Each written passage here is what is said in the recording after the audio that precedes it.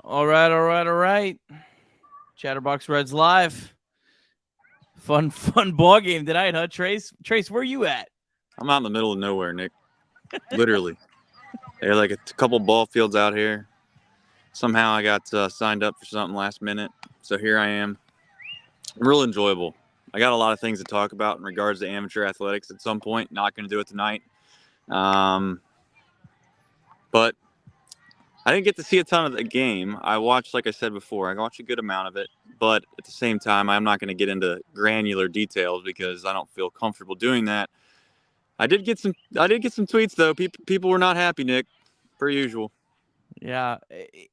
My only question for you is the umpiring where you're at better than Brian O'Nora? Yeah, I did see. I'll tell you one thing that happens when you're watching the broadcast, you can always tell as well because they got the K zone or whatever they call it anymore on there full time. But if you're watching the game day app, it shows it pretty clearly as we are now. The pitch that Ramos got struck out on, I went back and I looked at it on game day because at first I could count the pixels when I was watching the game. I went back and looked at it and it was almost as bad as I thought it was. Just atrocious. And I mean, look, it's been bad on both sides, and I think Ben Lively really benefited from it. But right at the same time, man, this is big league baseball. Like, we got to be better than this. This is just garbage. It's making your case for the robo-umps. Yeah. So I guess thank you, Brian O'Nora, for So he may be thankful. Yeah, he may get a plaque on robotumpires.com. Can you imagine if there was like one call that ended up deciding or like was so big of a call that they decided, you know what, we're gonna do the robo-ump thing, and you were forever known as that guy through the umpiring community. Yeah. That's him. That's the guy. So, but anyway, they got nice lights out here. Look at that, man. It's like studio lights. There we go. But, yeah, you're anyway. This game day feed so far ahead of me. I guess Ramos just walked. There we go. He did. Yeah, that's how that works on game day. DirecTV is a fraud. You should. Well, DirecTV anymore is the streaming, right? You're actually streaming through DirecTV, right? No, I got the whole satellite on the roof, big guy. Really? That's unacceptable. I don't know how you're that far behind. I don't either. I got a 4 TV setup, so that's always been like my big hang up if I go streaming is like trying to stream 4 things. Then you get limited on things like YouTube TV with how many streams they'll let you do. I got cable boxes, so gotta get the big dog package for YouTube TV. Then you won't have to worry about it. Now, what I could do is I could be nice. I'll share you my login. We'll don't tell nobody. Yeah. Hopefully the 26 people watching right now keep our secret. Yeah. Hey, Will. Be nice to see him get on here. Already been on twice tonight. Got to climb back somewhere. It's the positive mindset. Got to dig yourself out, big boy. At some point, you think you would start to consider the fact that it can't get a whole lot worse. Take a lot of pressure off of him. All right, who's your daddy? Brian O'Nora can absolutely suck, and Tyler Stevenson can also have absolutely sucked tonight. Both things can be true. Like, he was terrible. Like, I don't know how the Yankees dugout was like going livid at this guy. He was terrible the whole night. Yeah. Reds don't have the boppers that can, hit the one mistake that you get. I think that might be that's the old ball game. All right. Well, let's reset it. Let's do ride. Let's do it. High drive, left center field, racing back to the world bourgeois. The Reds are National League Central Division champions. In the air, left center field. Did he? He did. Red win. Line to the right field. The first run ever.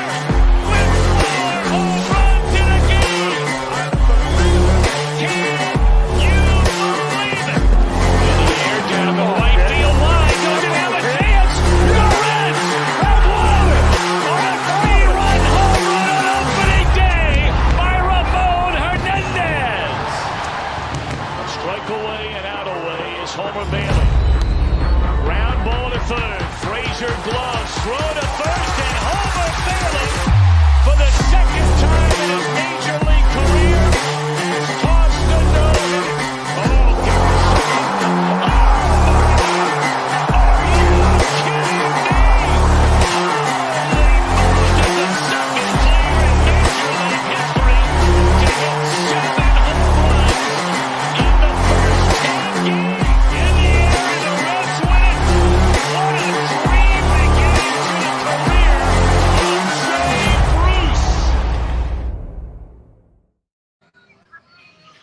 All right, folks, well, what's going on?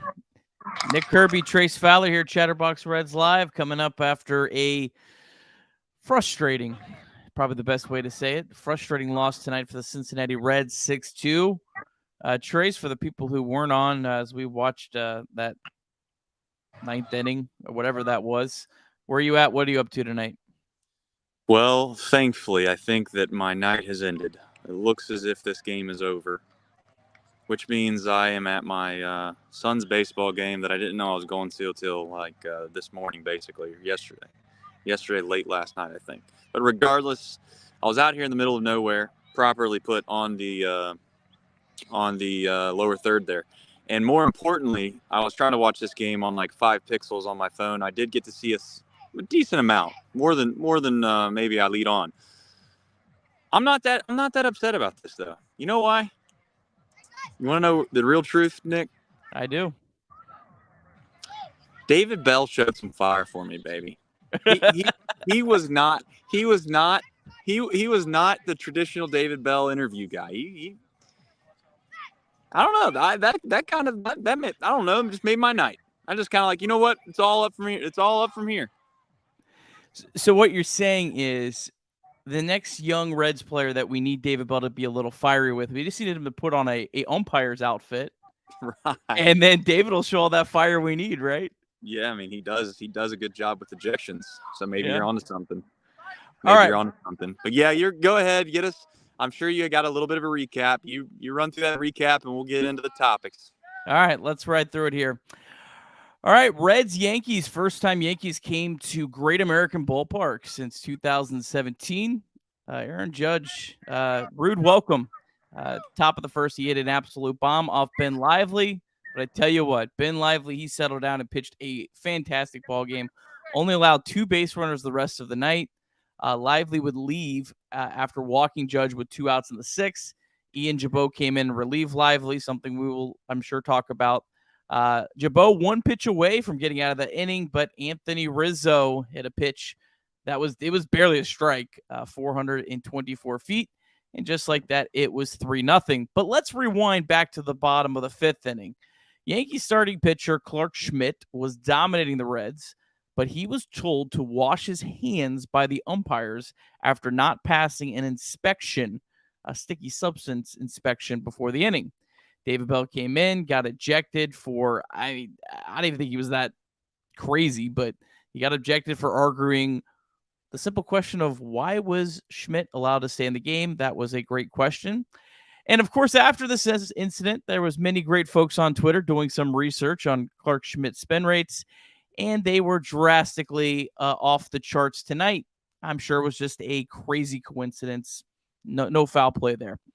Bottom of the 6th, after Schmidt had to wipe his hands off, he struggled. Jonathan India singled, Matt McClain doubled, and then Yankees manager Aaron Boone went to the bullpen and brought in Jimmy Cordero. He was welcomed by Jake Fraley, who smoked a double off the wall to make it a 3-2 game. This is the crucial part of the game probably here that we'll talk about. Steer walked. Fraley stole second base on that walk, and that brought Tyler Stevens to the plate. No one out, 1st and 3rd. Reds just down a run. He had a weak grounder back to the pitcher. Senzel struck out, and then Ramos struck out on a Brian Onora special that was well off the plate inside. He was all over the place tonight. Terrible for both sides, but that one really stung nonetheless. Reds offense couldn't get anything else going. Top of the 9th, Silvino Bracco walked 2 batters. Still just was an out away from getting to the bottom of the 9th with Reds just down a run, but he gave up a 2 RBI double to the Yankees backup catcher, gave up another run, or someone else. I think Buznitz came in and gave up another run. Anyways, nonetheless, 6-2 your final. Yep. Reds lose. this was a frustrating one, Trace. Yeah, but I think that there was some positives. You want me to be the positive guy tonight? I don't know why. I guess it's largely because I didn't watch every pitch. Maybe that's why I'm going to be the positive guy. But, this team is what it is. Do I have to be the one to tell everybody? Lively threw about as well as you could have hoped. I know there was people upset about the fact that he came out. Maybe we get into that for a second. The only true real disappointment on this team and so far for me is Stevenson. You could sit there and say Will Myers. You could say guys like that. Will Myers is not a part of the future. Will Myers is a nobody. Yeah, you could maybe you could get a piece back for Will Myers if he played great, but outside of that, that's what you got. I'm glad to see that some of the young kids continue to play well, and Tyler Stevenson got to figure out a way to get a guy in. That's the facts of the matter. And then obviously Ramos, you'd like for him to come up clutch there, but when you get a pitch called 3 inches or 4 inches off the plate of strike for your last out of the inning, when you got a big momentum inning, that's the pivotal moment in this game to where, I don't want to blame the umpire per se, but it's a big call, Nick. I don't know what else to say. That's a gigantic call in that baseball game, and it didn't go the Reds' way. But to Hoosier Daddy's point, Nick, Stevenson's got to be better. How much longer is he going to go before, he's not the guaranteed player or guaranteed starter in the lineup every single day?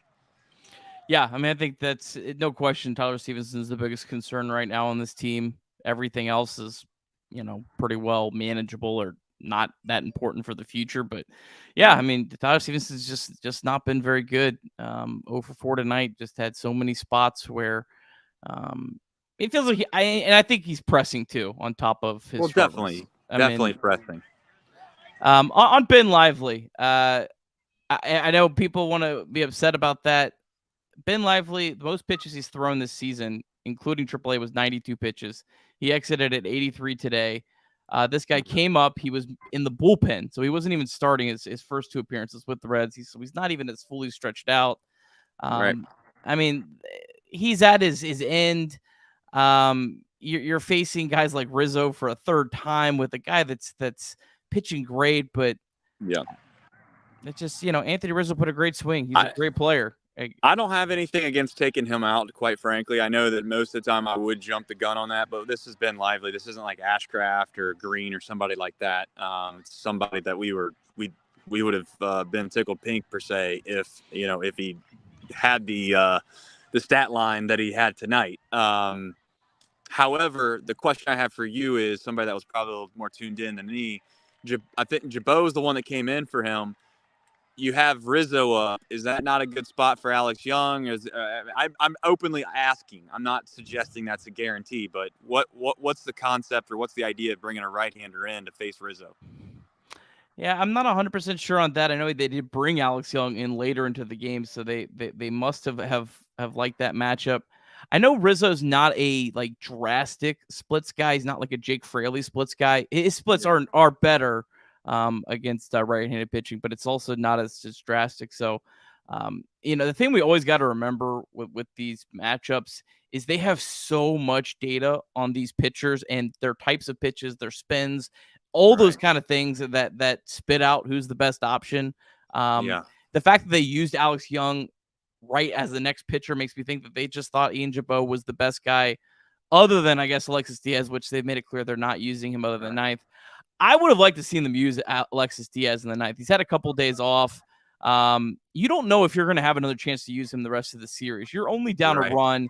The Yankees bullpen it's not like they have a absolute lockdown bullpen at the end. You're one swing from tying the game. I think that move is the one that I have a harder time sitting with. Just kind of punting that game in the ninth with a guy that's just up here just to be a filler right now. No offense. That's a fair point. I don't know what else to say. I mean, you can always try to figure out what you could have done strategically better, but sometimes it just comes down to execution, and the players got to make plays, man. I mean, as much as we want to complain about pulling Lively, Rizzo made a good swing. I mean, that ball wasn't a bad pitch. You could argue that he could have made a better pitch, but it wasn't a terrible pitch. And sometimes other teams are just better than you, you know? I mean, I know that's not the hot topic. I know that's not the hot debate, but that's how I feel about this team sometimes. It's like there's teams that are just better than us. We got to find a way to capitalize on the momentum, man. I mean, I can't keep stressing that enough. Tyler Stevenson's at bat was, that was a big at bat. And then the fact that you have a guy on third base, nobody out, can't get him in to tie the game. Yeah, I mean, not good. A lot of people in the chat pointing up pinch hitting for Fraley with Stuart Fairchild. Fraley did have a hit. Barry Larkin on the broadcast said it. Wandy Peralta's left-handed batters are 0 for 23 against him this year. Jake Fraley has not hit lefties at any point of his career all the way back into the minor leagues. I don't know. I mean, I know people aren't going to like that, and I just feel like I'm making the same point, so it's kind of pointless. But this is what they're going to do. I'm sorry. I don't know what else to tell you guys. You've convinced me of that, Nick. I mean, of all people that to give credit to, I went back and looked at Fraley's splits. I went back and looked at Fraley's career. It's not good. It's not good against lefties at all. It's abysmal. However, and you know what? I actually think Stuart Fairchild against lefties is a pretty good matchup. So I do agree with the comment made. Analytics sometimes I guess sometimes it feels like it ruins the fun of baseball. I don't know. I know you might not agree with that because I do. It's just like at some point it's like it feels like we become a little too sterile. It's like you're at a doctor's office with these analytics sometimes. It's like you're at a doctor's office and it's like, Stuff Plus was really, really good. It's like, okay, well, Brandon Williams' Stuff Plus was supposedly not that good in Denver and he got guys out. Like at some point I kind of like just getting guys out and making plays. Now I know that's kind of sound like the guy that argues that Joey Votto shouldn't be in the Hall of Fame. That's the same kind of type of person that's making those arguments. However, analytics seem to sometimes they do get in the way of baseball and fun. Yeah, you're right. I totally get it. Like, I understand why people don't like Jake Fraley getting taken out of the game. He's an awesome player. He's one of the easiest guys to root for on this team. He's playing well. But the Reds can't afford to not be smart with these kind of decisions. They cannot afford to not use all the data. When you're facing a team that's got a payroll that's $200 million more than you got to make all the smart moves to be able to compete. So, right. Yeah. I don't know. I don't really have anything else on that. I get what you're saying. Yeah. I mean, you're basically saying when you can't outspend people, so you got to find a way to at least be competitive analytically. And I don't know. It's a tough spot. Worth mentioning, Steve Cashman brought up in the chat, Derek Lull put on the IL. It could potentially be a Tommy John situation. I'll be honest, I haven't got a chance to look into exactly what his injury is, but I know that stinks because he's been a dude that's just been a workhorse for this bullpen. They put him in all kinds of different spots, and he's just been great. So, yeah, that one really stinks. And was that from today? That's from today. Yeah, he was put on the IL. Thanks for making my night better, Nick. Appreciate that. Let's switch. Let's go to something positive. Matt McLain, his home debut tonight, 2 hits, ripped a double. He looks like he belongs. Yeah, he does belong. You know what else makes me optimistic about all that is that he's got other friends down there that kind of look like they're starting to belong too. And I'm not suggesting that that's the answer and that's going to make the Reds playoff contenders right away. But Ellie De La Cruz, man, I don't know how much longer he's got to stay down in AAA, to be honest with you. So I don't know what your opinions are of all that, but I think Matt McLain is starting to make me feel like, okay, I mean, it's only been a couple games, so I probably shouldn't get ahead of myself. I start to feel like I'm a prospect hugger like you, Nick. I'm getting excited, though. I really am. So I think that those guys are the real deal down at the lower levels, and Matt McLain's, he just looks like a gamer, man. I don't know how else to say it. Steve Cashman pointing out that Cowboy, I guess, insinuated on the broadcast, and I was listening to the radio, but that Right. law could be for headed for Tommy John. So, Steve, thank you for like that comment. Thank you. Well, I mean, Yeah. we don't like that, but thank you for We that don't like comment. it, but yeah, and I'd rather be informed. Yeah. Yeah, that's good. Good info. Yeah, I mean, look, Ellie and CES, they had about a 20 game, or McLean had a 20 game head start on them this year. Yep. I think they're close. I mean, you got to remember Ellie is still super young. I don't know. I really see both sides of this. I don't want to be like this guy that's just sitting here in the middle, but I see what other teams have done, and Ellie De La Cruz is nowhere close to what other teams have done in terms of holding down their prospects. Matt McLean was the youngest position player in his draft class to make his major league debut. So I just think this like notion that the Reds are just so scared and they're not calling guys up and they're holding them back, I just think it's probably overblown. But I can't wait to see a lineup that has Ellie De La Cruz and Christian Encarnacion Strand, because that's going to be really fun to watch, and that's going to make the second half, regardless what the Reds' record is, exciting to watch every day for sure. Some of these things are because they're college guys too, though, Nick. Like, I don't know, if they were Cam Collier and they were 19 years old and they were tearing the cover off the ball in AA or AAA or whatever, then I think you could be a little more hesitant. But Ellie's a little different, obviously, but CES, I feel like he's ready to go whenever they decide to call him up. But Tyler Stevenson's making this whole thing just really weird, and I don't know, man. I really need to process this Tyler Stevenson thing before I just start saying outlandish and wild stuff. But I know we were trying to stay positive. Spencer Steer looked like he had some good at-bats. Again, like I said, I didn't get to see all of them, but don't kill me if he had a bad at-bat at one point. But kind of battled and got on base in the inning that we needed to score some runs, and then it just didn't work out. So what other optimism? How did Barrera look in center field? I mean, he didn't do anything stupid. He made one play where he had to go a long way. Wasn't like he made any sort of spectacular play, made any sort of spectacular route, but you could really see that he could cover a lot of ground. And Barrera's not as fast as I think a lot of people think, but he got to a ball pretty well.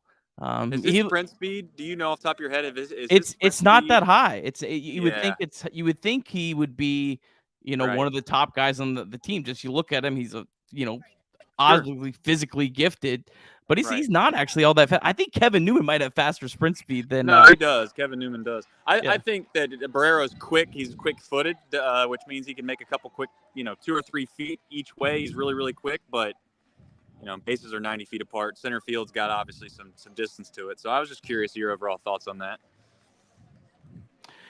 Brian asks, are the Reds really going to DFA anyone for them? I mean, they're going to ride Will Myers out until they think they can't get any value out of him. If you get to a point before the trade deadline where you're like, we're not going to get anything out of Will Myers, then I think they'll DFA him. I think they'll do exactly the same thing the Cubs did with Eric Hosmer. But there's still teams that could use Will Myers if he's able to show some signs of life, just simply because he has the ability to crush left-handed pitching. He's not a guy that even if you trade him has to play every day. He could just be in a platoon role and be a very serviceable player with the position flexibility of first base and the outfield. So again, they're going to ride that out. You're not, Definitely. You can get. I know people think it's nothing, but man, you can get these lottery tickets for a player like Will Myers. Look at like what the Reds got for Tyler Naquin. The players that they got back are looking incredible right now in Daytona. Will they pan out? I don't know, but it definitely looks really good right now. As much as I make fun of Will Myers, as much as I make fun of Will Myers and that whole thing, here's the thing about Will. I'm not comparing him to Joey Votto. I guess I'll use a quick example, and I don't know what year off the top of my head it was, but the year that Joey Votto got off to an unbelievably slow start, and then he just got red hot the second half of the year after the All-Star break, and then ended up kind of having the same traditional numbers he would usually have. I'm not suggesting Will Myers is going to do that, but you got to give it a chance, right, Nick? Like, you got to give it a chance to where if Will Myers gets scorching hot, I guess I would ask this question too: if you're a general manager and you got a guy in the second half of the year that's hitting 470 or something crazy, and he's just absolutely tearing the cover off the baseball. Would you rather take a guy like that who got off to an abysmal start, or would you rather take a guy that's, hitting 260 or 270 all year long and has been a quote-unquote consistent player? I would rather have the guy that's scorching hot. Yeah, I don't know. Myers has a pretty good track record. If the Reds were in a different spot where they were like, competing this year and there was like a realistic chance of making the playoffs, like Will Myers would actually be like a perfect platoon partner with Jake Fraley, which is kind of funny. Maybe the Reds should strategically start Will Myers here for a couple weeks. Maybe like Sunday, they're facing the Yankees' toughest pitcher they'll face. Give him that day off. See if you can get him, Right. hot in some Get of him these hot. better matchups, and see if he gets tripped. But then look, they spent $7.5 million. We can have whatever opinion we want on it. They're going to keep running him out there until they absolutely think there's no chance of anything back. It's just that's the nature of baseball, and that the Reds aren't acting any different than any other team on that. That would be in their spot. Trace, you have any other thoughts before we kind of get into some Reds MILB? No, I don't. I don't want to be. Again, like I said, I've been saying this for a while. I'm gonna spend some time tomorrow. I'm gonna dig into this Tyler Stevenson thing. I'm gonna look into kind of, like I said, exit velocities and things of that nature, and just see where we're at. I don't know if it's as bad as I think it is, but it feels really, really bad. But maybe we'll get into that tomorrow. As far as some MILB stuff, I hope you got something relatively positive. We got a lot of good stuff that happened in Reds MILB. We always do. Are you sticking around for this? I seen Marte. You can let me go. But I seen Marte. We're starting to turn the corner here with Marte. Not that he was not turn the corner, but when you said, Nick, and I remember you saying this, you think that he's the second highest rated prospect on your list outside of Ellie, and I kind of gave it one of those numbers. No, you might be onto something. Before I get you off here, I'll take it one step further. Ellie is obviously the best prospect. There's no question about that. But there is a possibility that Marte is the better player. I think it's not likely, but there is a possibility. Okay. That's a wild take, but I'll let you have it. A possibility. We don't know how Ellie De La Cruz is going to be once he gets Right. up here. I think everything says superstar. Well, the sun not coming out tomorrow is a possibility too. So that's a good point. That is true. That's a good point. No, I'm on your side. I like that. All right, Trace. All right, I promise I'm going to clean my stuff up. I'm going to make sure that, I get back in studio and hopefully I can crack some Miller Lights open tomorrow. I just don't want to get swept by these guys. We can't get swept, Nick. That would be bad. It's not going to happen. Luke Weaver is going to shove tomorrow. I agree with that. Dominate. Yep. He's going to because he's got the best cleats in the game. Yeah, obviously. All right, Trace. We'll see you around 6:30 tomorrow, brother. All right. Much love to everybody. Thank you. All right. That was Trace Fowler, our guy. Chatterbox Reds, owner, CEO, founder. All right, let's get some Reds MILB because it was a lot more fun than that baseball game. And I just can't say it enough. Brian Norris sucks. Louisville Bats, they're up 8-2 right now, top of the ninth over Jacksonville. Will Benson, 1 for 3, 2 walks. He's been on base 3 times, hit his 3rd home run of the season. Will Benson's getting hot, folks. Ellie, 1 for 5 tonight, did have a 3 RBI triple, bases clearing triple with the bases loaded. CES, 1 for 4 with 2 strikeouts tonight. Andrew Abbott, 5 innings, 3 hits, no runs, 4 walks, 8 strikeouts.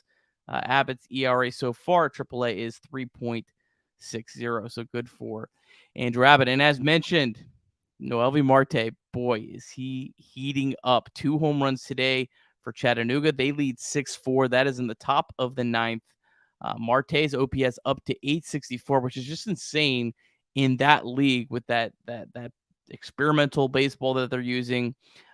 Just really cool to see him really tearing it up. And I'm hoping to see Marte get promoted to AAA at least by, I don't know, August, September this year. Let him finish up at AAA and have an actual legit chance of being on the Reds roster, at least at some point next season. I think that would be really cool. Lyon Richardson, he continues to pitch really, really well. Just got promoted to Chattanooga a little while back. Started with Daytona, coming back off Tommy John surgery, but a guy that was protected this offseason because he just has an electric arm, can throw triple digits, 3 2/3 innings, 2 hits, 1 run, 1 walk, 6 strikeouts. ERA so far at Chattanooga is at 2.57. And then the Dayton Dragons, they won 2-1, starting to play a little bit better baseball. Actually came back, scored 2 runs in the 8th.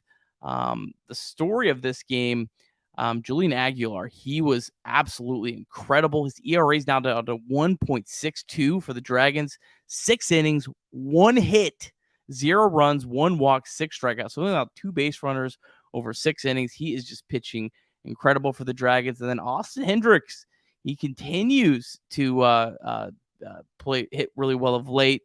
He was 2 for 3 in this game. OPS now up to 723, which after the start that he had is really remarkable. And then the Daytona Tortugas, they split a doubleheader today. In the first game, Hector Rodriguez had an incredible day, 4 for 4 with a triple and a double. He was part of the return for Tyler Naquin, so maybe the Reds could have something like that with Will Myers. How about that? All right, before we get into tomorrow's starting pitchers, I'm going to kind of look through and see if we got any other questions or comments. Crunky pointing out Abbott, walks a little high. But yeah, he just has the stuff that he can get out of some of those jams. But that is the one concern a little bit since he's gotten to AAA has been the walks. You can't walk guys at Great American Ballpark. You've got to throw strikes. That's how you can give up the big crooked innings. So a good point for Crunky. Thank you for watching tonight. Barry was hot in the booth. Was he hot? I don't know if he was hot. I mean, John and Barry are pretty level-headed on the broadcast, but I don't know. More on that situation, I guess. That was just such a bizarre situation. Chad, I don't know if anyone can think of anything close. I don't remember a player getting checked for a sticky substance and then either not getting ejected or getting ejected. Like, I don't ever remember a player getting to go wash their hands or anything like that. If that happened before, let me know. I'd love to see the video or read more about it. But just a bizarre situation. I don't know why I was able to stay in the game.